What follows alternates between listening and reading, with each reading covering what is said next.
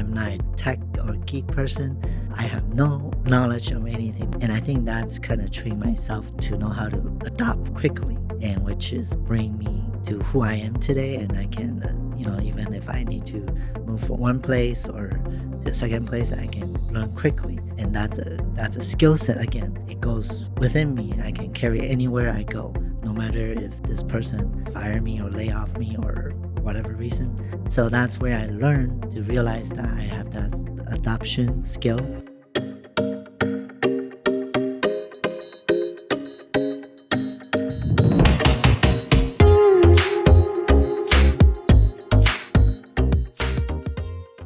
Today I'm gonna talk about how did I got lucky. This conversation came out kind of interesting because it was between me and one of my friend in 2022, around summertime. At that time, during that time, I have a real estate listing, and we were in the car, and he mentioned that I'm lucky because the reason he think I'm lucky because I don't have to do so much work, and I get clients, I get make big commissions. So in his perspective, I'm very lucky because his work is more like a labor work, warehousing work. So in his eye, he think I'm lucky. So I had a long conversation with him, sharing my history, my experience. So I'm gonna do the same on this show. And the reason being is not to brag, but to hopefully to let other people to see a lot of successful, a lot of successful people.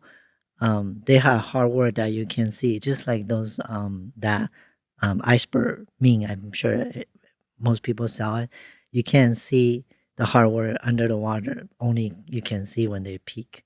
So, so I'm gonna talk about my journey, how I get from where I was to where I am today. So this is gonna go back all the way to my early 20s.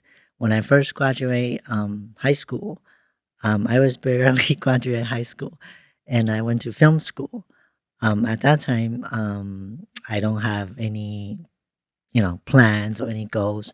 But most of my high school friends, because they are from a doctor family or dentist family, and they all know what they want to do when they, graduate or what school to go to. They have a goal already. But for me, I went to film school, and I just, I had passion for acting, for making movies, and be in the entertainment business. And I remember at that time, I was telling, I believe, my parents and my friends that being an entrepreneur, be a business owner, is very boring for me. I like to be creative. So that's how I started doing film, go to film school. But at the same time, because I don't, I'm not came from a very wealthy family. We're kind of like middle class family. My parents owns a restaurant, so they are pretty much out from early morning to late night. So me and my sisters were at that time were, I consider microwave kids. So long story short, so while I was in college, I don't like school. Pretty much don't go to the class. So at that time, I kind of want to find a job. And one of my best friend in high school, he's already working in some sort of like a graphic design company that makes electronics. And so I asked him, are you guys hiring? So he did refer me into a position which is very entrant level position, customer service, and it's owned by Chinese, Taiwanese. So I went to the interview, and after the interview, the feedback I got was I'm not good in English, so that's why they are declining my application. And that really, really hurts me. It hurts my ego, my confidence altogether. And that kind of stick with me for a very, very long time, up until probably still today a little bit. Um, so due to that, I kind of it kind of gave me a drive, invisibly, like, okay, I'm gonna do good. I'm gonna show them I can speak English. So down the line, I start finding other opportunity for jobs. So I came. So first, my real first job was pizza delivery, which is like equivalent to today's DoorDash or Postmate, that kind of job. And opportunity came. My sister was working in like a gift shop, and next door was opening a CD store, like the music CD. Probably many young people don't know what's CD, but that's where we buy to listen to music. So when went to apply, and my first thought, okay, CD store, how hard can it be, right? It's just a like a transaction, like people bring the stuff they want, and you just check them out. So that's my thought. But after I went in, the owner, the store, they are different. They're not the way I thought, like Virgin or warehouse store. If you're in your 40s or older, you know what I'm talking about. Um, they have this membership program, and the way they want us to do is not just stand behind the cashier. They want us to go when a potential client walks in, customer walks in, we have to approach them and then to introduce this membership, like, oh, you can join member for, let's say, $30, and you get three free CD to join. And then every time you come back, you get discount for a year. So this is my first time that I exposed to selling. And of course, at first I was very uncomfortable. And the CD store is actually Chinese, by the way. So the language, cannot speak English. It's not there. So it's just about talking to stranger, approaching to people when they walk in. So over time, I overcome that fear, and I get better and better. And luckily, and somehow the opportunity show up again for me. The person that I original hire to be store manager. Somehow she quit. So this is in Irvine. And mostly at that time, Irvine does not have a large Asian community. Asian community is more like in the Diamond Bar area, 60 freeways, or Monterey Park.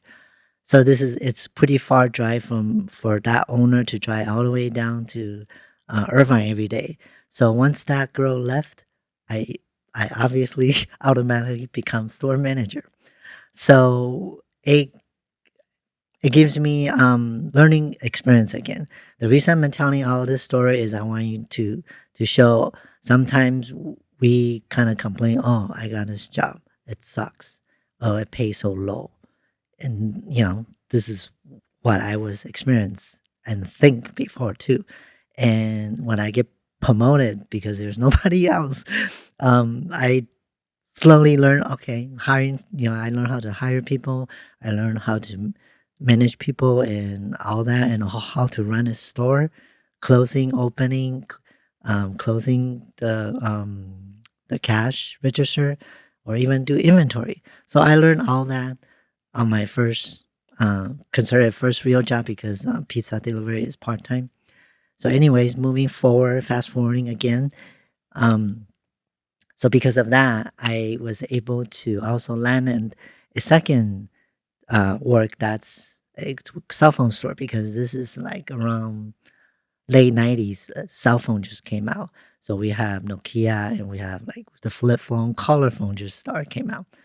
So same thing when I first thinking about cell phone store. I'm sure everyone been to it, like a cell phone, T-Mobile or AT&T store. It's more like checkout, cashier, right? But no, it's also a sales. So it's because the store I'm working at is actually a kind of like a broker. It's not really a AT&T direct store or T-Mobile direct store. So they have a quota to meet for those carriers.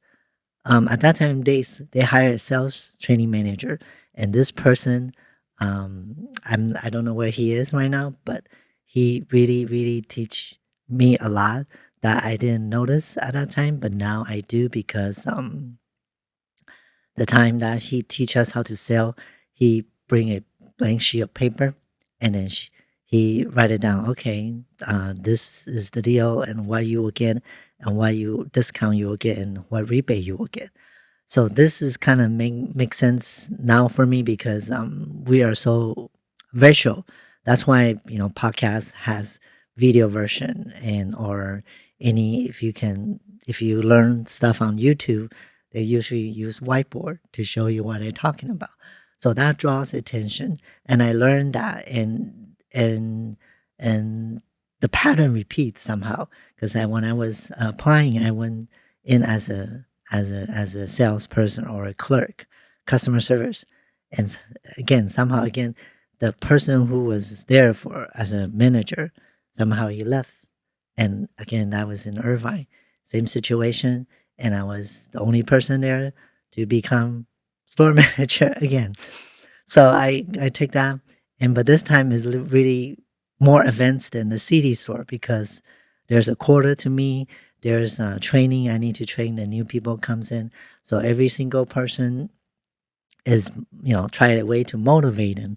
So I as a manager I give them incentive. I say okay, if we meet a quota, some meet the quota, then we'll go to a dinner together or something like that. They can pick, and so that's what I was doing, and this is also a Chinese speaking owner, and of course they have English speaking customers or clients, but mainly 90% is Chinese. Okay, why I'm keep mentioning this is I want to emphasize the beginning story that I was rejected because I don't speak English. Okay, so moving forward. Um, so anyways, I move along with my life, and I left that company and I land myself into a video store because I remember I was a filmmaker, so I have passion for um, movies. So I used to have a large wall of DVD collections and Blu-rays. So anyway, so I went to apply a job for Hollywood Video. Again, if you're 40 or older, then you know what's Hollywood Video. It's a competition of Blockbuster. They of course they both are not no longer in business, but I was applying for Hollywood Video. Now this time is not Chinese speaking; it's English speaking. S- So I apply. I didn't go as a customer service because of the previous two experience for the store manager, which I become store manager technically by accident because there's no one else there.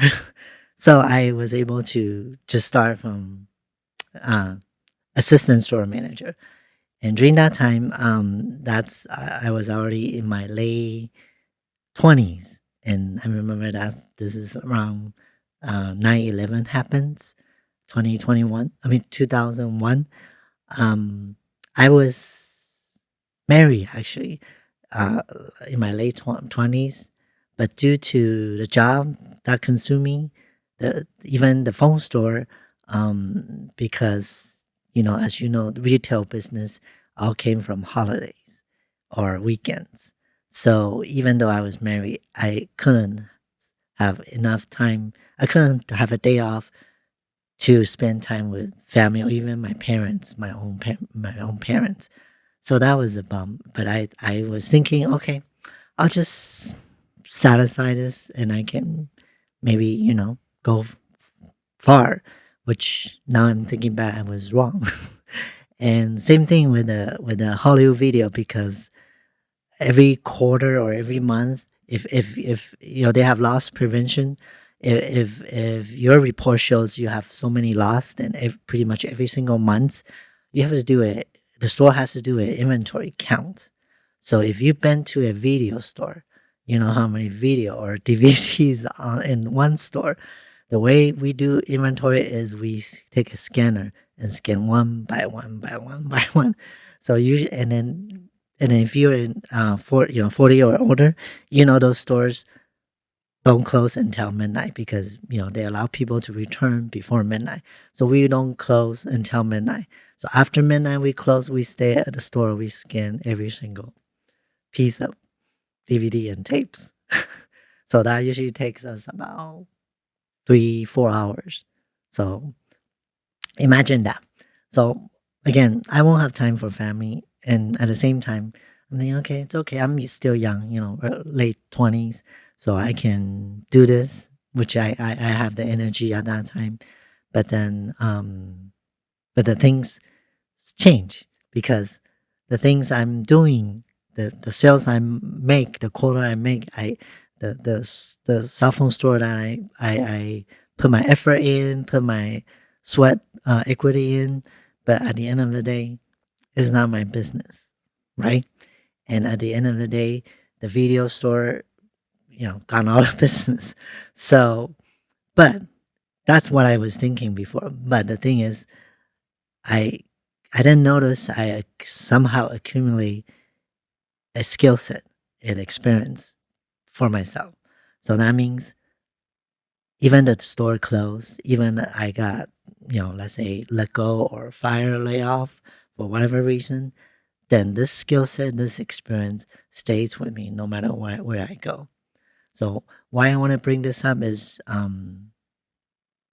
there's that high school friend who referred me to that job that didn't accept me because of my English. At that time, I feel out of all among all my high school friends, they are smart. They go to UCLA, UCI. I'm just community college, so I feel like I was a bottom feeder among everyone. And sometimes, I mean, they're nice to me and treat me like a friend, but when we get older and older, like maybe to 30s, I can see, people think different, people act different, and if you don't have something or you're not in their level per se, then you can, you don't fit in automatically. That's just a reality. Um, so, however, so been through all this ups and down, and then after Hollywood, a Hollywood video, I have no job for a while. I'll probably say 3 to 6 months, and what I was doing at that time is that was when the eBay was hot, PayPal was hot, so I kind of start a selling on eBay, and this is way back. I believe it's in early 2000s, and I'm sure many of you today heard of drop shipping because Amazon or any other Shopify stores, many are drop shipping. So I did that already, but in early 2000s. But the thing is, because I've been employee as a manager or store manager all this time, I didn't know. Even though I know how to run a store, even though I know how to hire people or train people, but I don't know how to be a boss, you know? So at that time, 3 to 6 months is if you're a business owner, that's very short of just trying because you have to keep trying. And sometimes it takes 5, 10 years to turn around, right?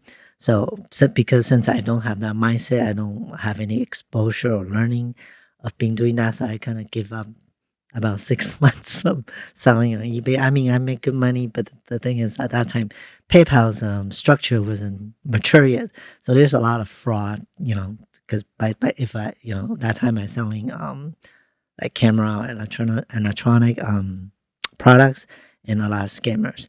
Anyways, so moving forward, um, after that, I came across in the insurance industry, and in the insurance industry is is a space or field that I have zero clue. I don't know nothing about it.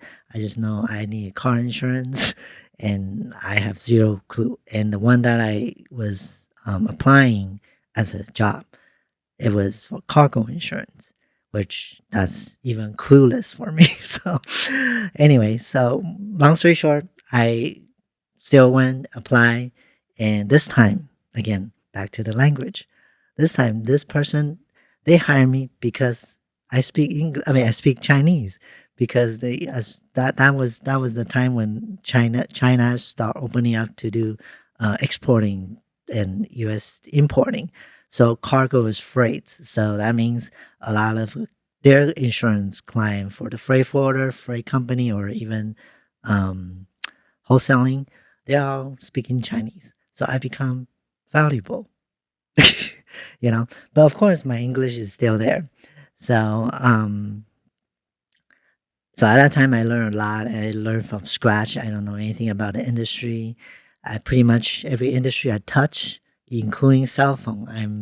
I'm not a tech or geek person. I have no knowledge of anything, but I still went in. And I think that's kind of trained myself to know how to adapt quickly, and which is bring me to who I am today. And I can, even if I need to move from one place or to a second place, I can learn quickly. And that's a skill set again. It goes within me. I can carry anywhere I go, no matter if this person fire me or lay off me or whatever reason.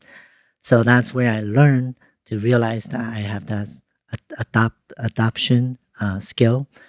And why am I telling you all this? Is because I want to move forward. People, if they stay at a comfort zone, they will always stay at comfort zone because at that time when I was already involved in insurance, I already actually pretty much in my early in my early 30s, I already left home and I moved to Long Beach area, Cerritos area, and then years later, I found out all my high school friends they are still in Irvine.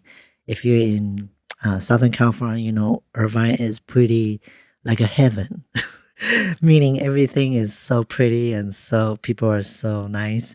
In early days, you don't see any homeless at all. So it's like so different from other cities, other counties, and and I think that will bring people who lives in there feel um comfort. So when they go, let's say they visit LA, they'll feel, oh my gosh, it's so dangerous. Same, this is a personal experience. I'm in Long Beach. I'm very familiar and I'm very used to it now. But let's say my one time, my sister and my family visit me in Long Beach, and I take them to the downtown Long Beach for dinner. And then when they see it, oh my God, I'm scared. It's so dangerous. But it's really not because they're in a comfort zone. And when they go outside, everything they see is not comfortable. Yeah. So I'm gonna fast forward to real estate. So I start studying real estate in 2018, 17. And this old friend, which was I mentioned earlier, my best friend, who somehow came back into my life as a friend, of course. Um, and then he said he already got a license. Okay. And then he said, okay, we can do it together. I said, okay, fine. Yeah, we can do that. And because um, I didn't pass the first time, I'm not ashamed of saying that, but I didn't pass the exam first time, but I didn't give up. I tried again. I started really hard. Um, so I passed second time. So now in reality world, selling is the key. So no matter what you know or what you know what you study on the exam is totally complete 90-degree different because 90% of the time when you do business, even the insurance part, the stuff they ask you, they test you for you to memorize is not in the real world. So, however, moving forward, so my friend and I decided to go do real estate together. And then when I start doing that, I start realizing something. Because when we were younger, he is more outgoing. I'm the shy one. I'm always talk very quietly, always the follower, follow his lead kind of thing, kind of kind of situation. And then when we kind of reconnect, that's about what 25, 20 years later on, I feel the switch. Now I become more outgoing. I'm not afraid talking to strangers. And he became more introvert. And he's afraid of doing things, meaning taking risk. So I found that's kind of interesting because um, I think just like what I said, because due to my experience, because of whoever that person say my English is not good, and that's a drive from there all the way to um, to me become like a involved in real estate.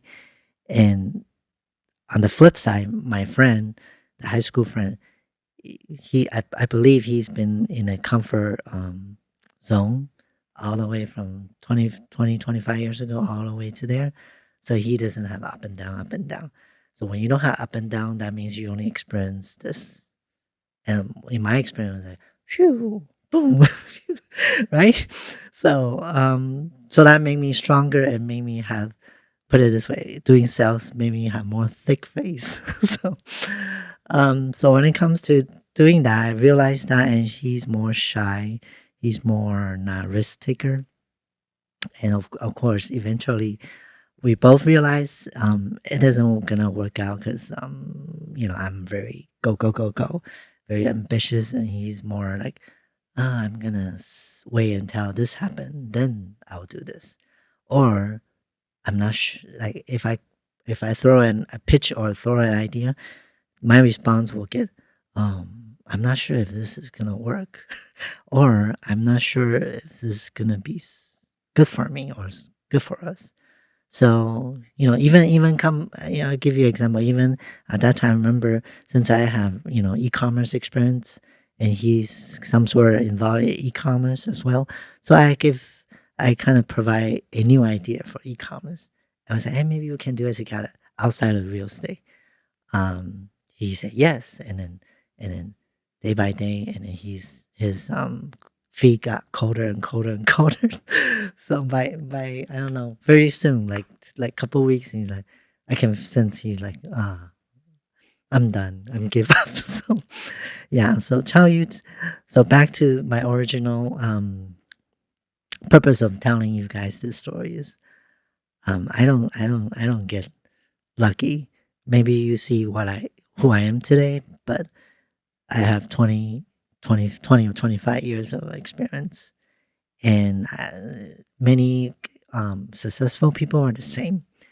And a lot of people go to school, observe information, knowledge, but if you don't take action, you don't have that up and down experience, um, then you won't be able to transform because transform is a verb. Information is a non term, non vocabulary. So so when that person told me, "You're lucky," I say, "No, I'm not. You don't see the hard work or you don't see what happened to my past. I worked so hard for other people's company, other people's dream." I'm not complaining, but I'm just saying the fact. And, at the end, it doesn't come with me, but my skill, my experience does. So in order to have that, then you have to, you know, take actions and just do it. No, don't be afraid. It might feel uncomfortable. Just like um, less than 12 months ago, I'm sitting on here the same seat, and I was doing a practice session. I couldn't even talk for 2 minutes, and I was very still. But see, after I don't know how many shows, 20, 25 shows, 25 episodes, and now I can do is a full solo show. And this is all because I practice. So so if I always believe if I can do it, anybody can do it, even if you don't speak English. Okay. Thank you for watching or listening, and I'll see you guys later.